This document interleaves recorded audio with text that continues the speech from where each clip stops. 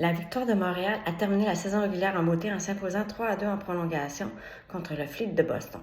Ce succès met fin à une série de 3 défaites consécutives et permet à l'équipe de consolider sa première place au classement de la LPHF. Montréal a dominé au chapitre des tirs, 29 contre 21, montrant sa volonté constante d'attaquer, même sous pression. Pour moi, la joueuse du match a été Laura Stacey. Avec 43 secondes à faire en prolongation, elle a trouvé le moyen de toucher la cible et de faire gagner la victoire de Montréal. C'était son 11e but de la saison et son 4e but gagnant. Elle mène la Ligue à ce niveau. Et pour le Fleet de Boston, la joueuse du match pour moi a été Hilary Knight. Elle a marqué le premier but de Boston en 3e période, amorçant une remontée spectaculaire et réduisant l'écart à 2-1. Knight a été menaçante tout au long du match, se créant plusieurs occasions de marquer et en forçant la défensive montréalaise à rester vigilante. Dans un match physique étendu, elle a incarné l'énergie et la ténacité du Fleet. Même si Boston a perdu, elle a été un moteur de résilience de l'équipe. Laura Stacey mène la Ligue avec 105 tirs au but, surpassant Hilary Knight qui en compte 102. Alors que Montréal menait 2-0, Boston a égalisé avec 2 buts en 39 secondes en fin de 3e période, forçant la prolongation. Malgré ce revirement, la victoire a su garder son sang-froid.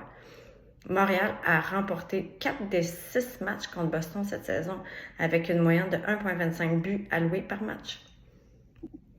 Ce qui a bien marché, c'est quand les vétérans comme Laura Stacey et Marie-Philippe Poulin ont su élever leur jeu d'un cran dans les moments cruciaux. Stacey a prolongé sa séquence de matchs avec au moins un point à 6, récoltant 9 points, 4 buts, 5 passes durant cette période. Malgré l'égalisation rapide de Boston en fin de 3e, l'équipe a gardé son calme et a trouvé le moyen de l'emporter en prolongation. Montréal menait 2-0 en début de 3e, mais a vu Boston revenir de l'arrière avec 2 buts rapides.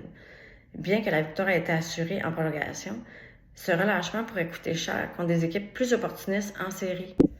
Montréal a accordé un but ou plus en 3e période dans 5 de ses 6 derniers matchs, ce qui montre une baisse d'intensité et un manque de concentration vers la fin des matchs.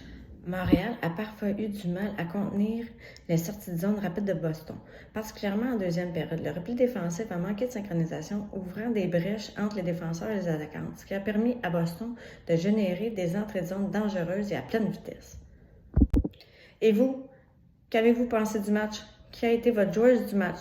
Et qu'est-ce que la victoire doit corriger pour rentrer en série confiante?